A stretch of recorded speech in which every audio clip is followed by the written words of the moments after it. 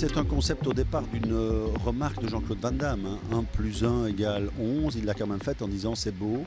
Je trouve qu'on était beaucoup moins vide de sens que Van Damme dans ses réflexions. Donc je trouve qu'on a réussi un premier pari. Le concept est très agréable parce que c'est toujours agréable de pouvoir bénéficier d'une demi-heure pour installer une interview. C'est un exercice qu'on ne fait plus en télévision, mais que je rêverais de faire. Guéretz a gardé son humour, sa sincérité, sa capacité aussi à détourner la question et à vous envoyer ailleurs, et puis aussi sa capacité de susciter l'émotion. C'est quelqu'un de vrai, et je pense que c'était le principal enseignement de cette interview.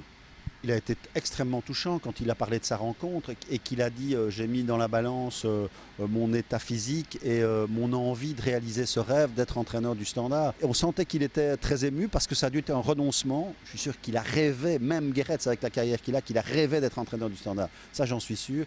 Il ne peut pas pour des raisons de santé, mais il a fait un choix qui est celui de la raison. C'est un bon choix. En même temps, il est dans les tribunes.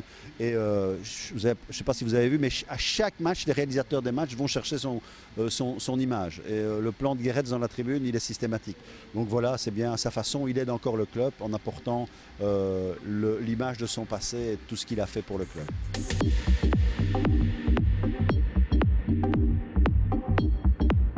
C'est une initiative vraiment exceptionnelle parce que c'est bien de mettre en relation tous ces gens, d'avoir un vrai débat. Et puis moi c'est génial, on me demande d'aller foutre le bordel là-dedans, j'adore. Hein.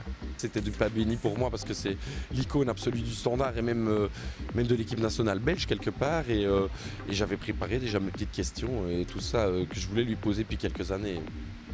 Donc ça, à ce niveau-là, je suis content. J'ai eu une réponse pour la fameuse faute sur Gascogne en 1990. C'est très important pour moi parce que c'est un souvenir qui m'a traumatisé toute ma vie. J'avais adoré le foot à partir de 86. On est allé en demi-finale et pour moi, l'équipe nationale belge, ils faisaient ça à chaque Coupe du Monde. Et puis en 90, on est éliminé bêtement en 8e de finale. Et ça, je m'étais préparé, j'avais l'album Panini complet et tout.